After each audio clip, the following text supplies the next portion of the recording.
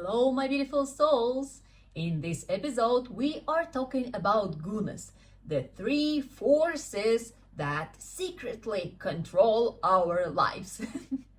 I know, maybe it's a little bit exaggerated name, but actually gunas is the fundamental knowledge, one of the fundamental things in Vedic philosophy and in Vedic astrology. And very often when I explain things, I actually need to refer to gunas, but I realized that for that I need to create a separate video which will give you some clarity and understanding what am I meaning. My name is Sasha. I'm a Vedic astrologer, numerologist, and educator. And on this channel, Shine From Within, we are talking about astrology as a practical tool to make our lives better. So what are these gunas?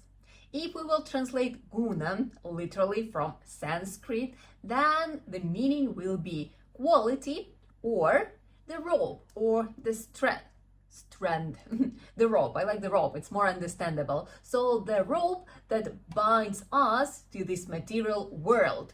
So something it's not literally the rope, but it is something, the force, the energy, because we are souls, we come to this beautiful world, we want to experience all these things as love and happiness, but we need to somehow stick to this material world.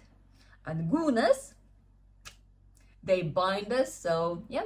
And at the same time, they are the reason for our lack of freedom, yeah, because as souls, we come for an experience, but at the same time, we are sincerely seeking for liberation. So liberation is when we get out of influence of gunas.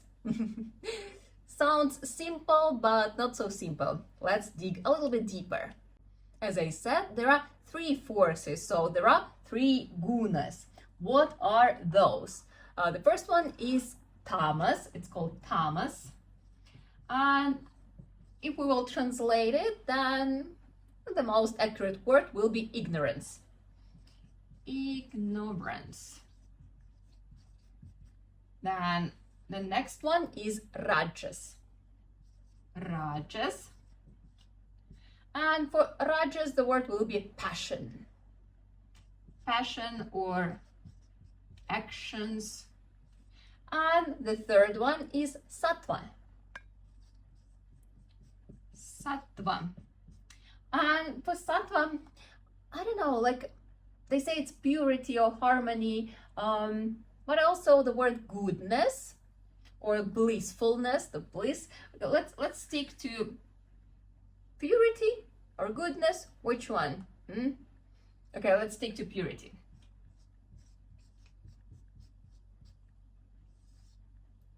So there are these three gunas, and the goal of spiritual development is to move through these gunas, move through these forces, and at least get closer to sattva. Yeah? And the eventual goal is to gain moksha, liberation, that we just discussed. And all these three things, they are needed in our world because these are like three very important things. Tamas is destruction. Rajas is creation. Sattva is maintenance. And if you are a little bit aware of Trimurti, three gods in Hinduism, yeah, in Vedic knowledges, in Vedic philosophy, so those will be Brahma, Vishnu, and Shiva. So Brahma is the creator, Rajas, and Vishnu is maintenance, Sattva, and Shiva is destruction, Tamas. So all these three energies, they are necessary, and you know, with their beautiful dance together, well, dance like in quotes, yeah, together, they create our world. So all these three forces are needed, but we are influenced by them in a little bit different way. I mean, like everything in life is penetrated by these forces, by these energies, but let's dig a little bit deeper how it manifests in lives of human beings, in lives of people. And if you're curious how this is connected to astrology, then in astrology, as we say, planets, they influence our lives. They influence our minds first, and then like from our minds, it's our reactions, actions, our lifestyles, our lives. Yeah, but planets, they manifest in gunas as well. So each planet, it can show up in one of those gunas, and it's actually when we study our charts, yeah, we learn in which guna the planet is, and it is in our power to change the guna, to make the difference. So yeah, when we become aware of what's going on, then we get this chance, we get the choice to make things differently.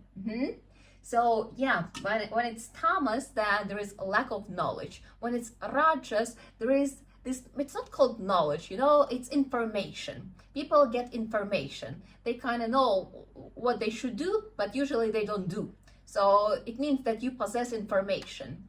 But in sattva, people know what they need to do and they do it. So this is called knowledge. Yeah. So if you know something but you don't do, you don't know. You don't know this. So, and this is what astrology shows up. You see like, okay, so this is how things are. This is manifestation in this guna. And seems like it is a problem. So I need to make a difference. I need to make a change. I need to bring this energy of this planet in this sphere of my life to this guna, which preferably sattva. Not always only sattva, because it's really hard to sustain sattva all the time, but still at least getting away from tamas. So let's look a little bit more in detail at each of those things and how they manifest in our lives. And the first one is tamas, or as we said, ignorance.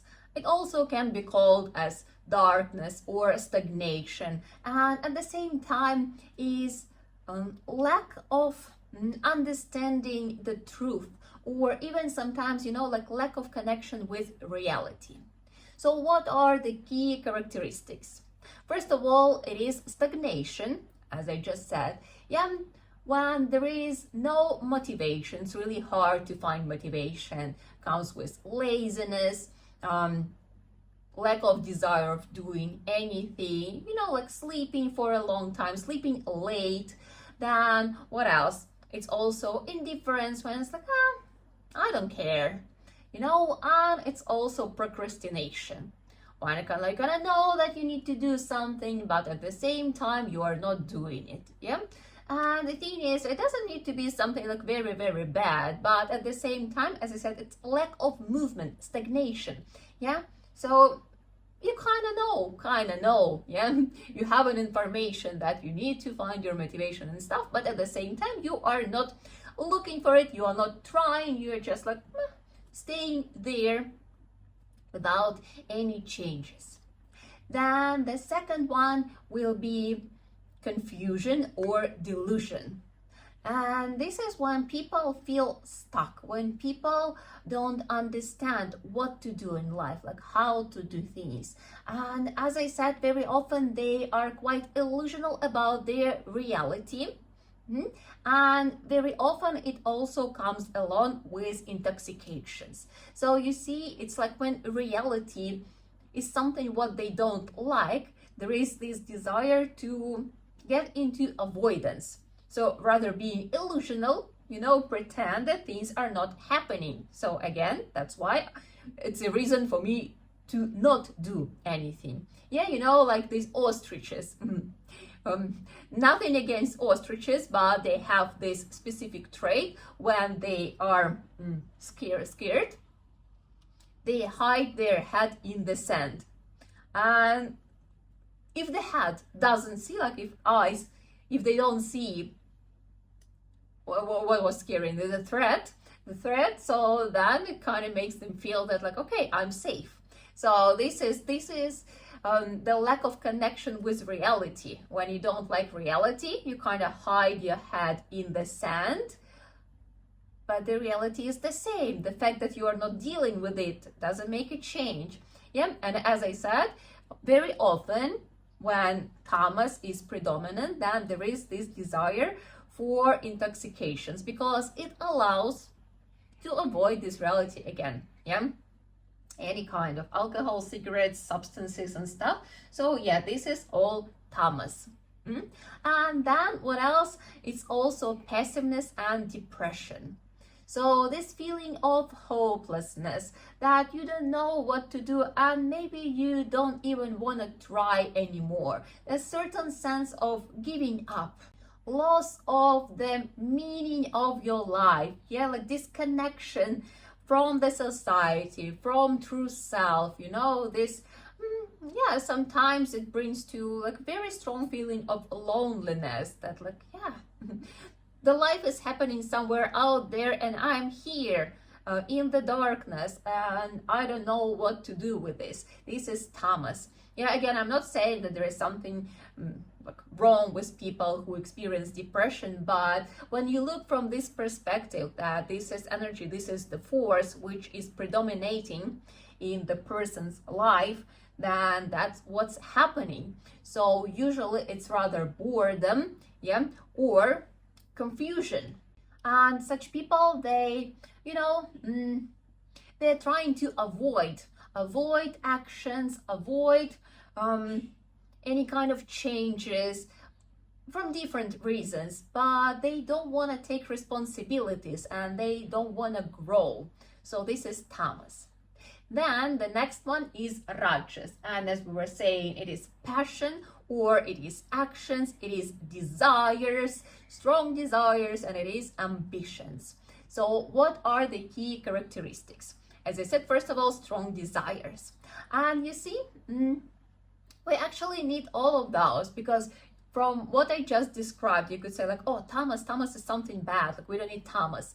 But then, for example, sleeping is tamas, it's tamasic energy, but we can control for how long we are sleeping. Yeah, because when it's tamas, then people have tendency to sleep for a long time, like 10 hours, 12 hours, 16 hours sometimes, yeah, being like moveless, just being there, chilling. I'm chilling. Yeah, this is tamas. It doesn't bring anything good in the long perspective, but we still need to sleep to get our body recovered. So tamas is needed. But then if person is deeply in this tamas, how to make a change, what to do, how to bring him to a better life, how to bring this person to a better life, we need to bring this person to rajas. And rajas, as I said, strong desires. Yes, so this is what's happening nowadays in the world. So it's kind of good, but not always good, because everywhere what we see from our phones, from advertisements, from everywhere, you need this, yeah. This will buy you happiness. You need to buy a house. You need to go traveling, I don't know, like non-stop. You need to have expensive jewelry. You need to have a fancy bag. You need this and this and this and this and this. Everything you always need. Yeah, this is something what you cannot live without. And at some point, you see, like if we're talking in tendencies between tamas and rajas, then sometimes these things, they are very valuable. That person being stagnant finally starts like, okay, maybe I do need this fancy bag. Maybe I am even willing to move a little bit, to do something extra, you know, to start something. Yeah, start working harder. So yeah, rajas, it brings these desires, and they are there like, yeah, I want this and I want this, and it's about possession of material goods. Yeah, so I need this sneakers, I need this apartment, I need this and this and this. Yeah, and it also brings this attachment to these material goods. But at least, as I said, like energy is circulating, because if you want to have it, you start moving, you start thinking how I can do it, what can I do, like how to work harder. And from there we get what? Restlessness. Yeah, so people become very active, so they're super running around and trying to do something, trying to earn this money, to possess all this goodies, to fulfill all their desires, to make all their dreams come true. And this has side effect. Yeah, well, even the first one, strong desires, it have side effect because it leads to frustration. Yeah, it leads to many different ways of suffering because we get attached and it's hard to lose something, or it's hard when we don't get something and stuff. So like a lot of negative emotions are circulating when there are attachments. Yeah, when it comes to restlessness, yeah, so it leads to what? Anxiety, it leads to burnout. Yeah, it leads to tension, like irritation, like anger outbursts and stuff. So like again, a lot of negative side effects. So you're kind of active, but at the same time, all the diseases of nowadays, yeah, anxiety, burnout, what? Tension, hypertension. Yeah. So then what else? Rajas is ambitions. When people, they want to have achievements, they want to have status, they want to become they want recognition, they want to become famous. Yeah, so they want the confirmation that like, okay, I'm doing it, but I wanted the world to confirm that I'm awesome. Yeah, legendary. Yeah, so and this also brings the attachment to the outcome of your actions. So it's not only ambitions, yeah, like I want to do something, but it brings this desire to see the results. Yep, attachment to the results. I'm doing, but I'm doing it for what? I'm doing it for money. I'm doing it for recognition. Like, what is my gain at the end? So it is the situation of a donkey chasing the carrot. Yeah, you know, donkey is a very stubborn animal. Like how to make it move. You hang a carrot in front of it and it keeps walking because carrot is there. So this is rajas. You're like, okay, what is my carrot? I'm ready to run, but what is my carrot? But if only it was always consciously. Very often it's subconsciously, with all these advertisements and stuff. Like, yeah, people are hanging all these carrots around, and we all, me too, time to time. I'm a human being, yeah, I'm chasing all these carrots. So then sattva. This is the purity, the clarity, the goodness, harmony, light. Yeah, this is something what we are kind of aiming for. So what are the key characteristics for sattva? First of all, it's clarity. When people feel what is the truth, when people gain this wisdom, when people possess knowledges, and as I just explained, yeah, knowing something but not doing it, it means that you possess information. But knowing something and doing it, this means knowledge. So in sattva, people, they live with knowledge, and like, yeah, they see what is right, what is wrong, what is worth doing, what is not. Yeah, so they see the difference. They can differ what is good and what is bad, because there are good things, there are bad things. Yeah, and like from that they have this clarity in mind. They have this understanding how to live the life, how to make informed decisions, how to make wise decisions. Then the next one is harmony. This is how people feel within. Yeah, so they feel this stillness, they feel this peacefulness, they feel grounded. It's not this like, I need to do something. That's rajas, yeah. They're very, very like easy to illustrate, yeah. Rajas is like, this is something like this, tamas is like something like this, yeah. And sattva, it's like harmony and peace when you just feel this stillness within.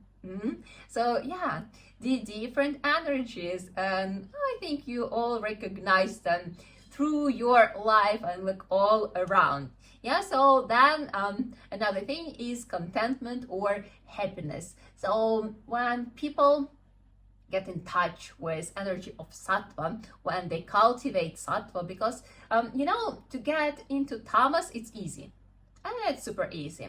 To get in rajas, it's a little bit harder, but it's still nowadays quite easy. As I said, the whole world, like all these advertisements, like they make you desire something. But for sattva, you need to work, you need to put effort, you need to invest your energy, your time to get into sattva. So yeah, this contentment and happiness, it means that the person got to the state of this happiness within, and such person is independent from outer circumstances. So person can maintain this state of satisfaction and happiness despite anything going on around. So this is sattva. And as I said, like maintaining sattva for a long time, it takes a lot of exercise. I don't know, like, yeah, a lot of practice, because yeah, definitely we all, and you experienced this sattvic energy, sattvic state in your life, and I'm pretty sure not even once, many times. But what's the problem here is to maintain it for a long time. But the more we practice, the more we are aware, the more we dig into spirituality, spiritual knowledges, and the more we practice spiritual things, right? As like yoga, meditation, studying spiritual knowledges and books and stuff. So then it's easier for us to maintain this state for a long time. And do we need rajas? We need rajas as well, because rajas, it gives us energy if we want to launch something, if we want to do something, yeah, if we want to create something for this world. And we all are here to serve, so we need this rajas. But you know, it can be different type of rajas. When rajas is connected to sattva, then such person will be active, but will be doing it with good purposes. Yeah, if rajas is connected to tamas, that's what often happens. Then people are thinking about their own gain, and it's like, yeah, that's only for that. But as I said, it's a slippery road, because rajas and tamas, they're very close to each other. And I'm pretty sure you all have heard or maybe experienced this situation when you're like, oh, I can do this and this, and you're full of motivation and you start doing, and after a while you become on the bottom, maybe even lower than you were previously, with this lack of confidence, with this feeling that you failed, that everything is the world is how is it, like, unfriendly, yeah. So yeah, with all these blames and frustration and depression as well, and then like after a while you find another source of motivation and you're like, okay, let's run again. And this kind of thing is happening in life, yeah. So you see what is lacking there? Sattvic energy.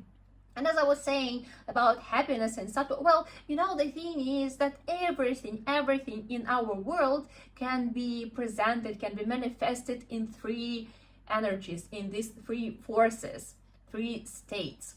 And if we're talking about happiness, there will be different types of happiness. If it's, for example, happiness in tamas, we've been discussing it, yeah, what kind of happiness it is. It is usually something poisonous. It is an intoxication. When person, I don't know, drinks an alcohol and then it's like, they feel very happy at this moment. Have you seen like super drunken people, alcoholics? They're very happy. Or when we look at people in the bars and all these kind of places, they're very happy there, very happy.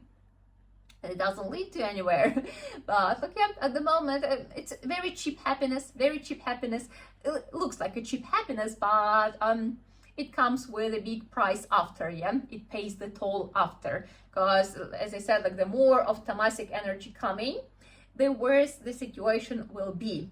Yeah, and if we look at the stories of people who get like really engaged with tamas, with intoxications, it's very rare when, without changing the force, without changing guna, that people end up anyhow good. Yeah, there are people who they find God or they find something else, yeah. So they find the meaning in life, they get out of this tamas, and that's how they save themselves, or they are being saved. No, I think you have to save yourself. Yeah, like people could give you tools, but if you don't use them, that's like, yeah, it's your own job. So yeah, they save themselves. But those who are not using the tools, those who are not trying, It's like being in tamas. It's destructive energy. So such people, they get into destruction. They destruct their bodies, their mental, their psychics, yeah. Yeah, it's just a matter of time. So then, if we're talking about happiness in rajas, yeah, so here there is this kind of expression that first comes nectar and then comes poison. So when we want a sweet in the beginning, but then comes bitter. What do I mean? So for example, you're like, oh, I would like to eat a cake. And then I was like, oh, intuitive eating, you know, wonderful thing, intuitive eating. And then it's like, oh, what do I feel right now? I feel like eating a cake. And I'm eating a cake. I was like, cake, so delicious. I want to eat a cake again. And you keep eating cakes, and you're like, wow, I have this diet. I'm on intuitive eating. I'm eating cakes, and I feel amazing. But then after a while, you start like, okay, but I'm somehow gaining weight. There are some problems with my teeth. It's like sugar in my blood is also kind of unstable. It's like it influences my heart and stuff and everything. And overall, I kind of like lacking energy, and like there are pimples and everything. Like I don't feel well. Poison after. Or like I don't know. For example, you want to lose weight. You're like, yeah. What would be the option? Liposuction. Yeah, just suck out all this fat, and I will look amazing. Yeah, and then again, rajas, yeah, you work hard to earn this money for liposuction, then like you cut everything what is unnecessary there. Yeah, I look amazing. But then it comes with a toll, like any kind of operations, it still like harm the body, yeah, but if you don't change the lifestyle, and if you continue eating your cakes, then you will have to continue working hard to earn for another liposuction. So you see, this like rat race always brings us this poison after. It's like when we want to get all the pleasant things right here and right now. We want all the sweetness in the beginning, but we don't think about the consequences of our actions. This is rajas. And what is sattva? It's when the poison is in the beginning, but then we get the nectar after. So bitter in the beginning, but sweet after. For example, yeah, we want to lose weight, then we need to do what? Physical exercises. In the beginning, it's like hard. It's really hard. It's like hard. You are sweating, you are farting. Probably. Yeah, like the body is like, hey, what's going on?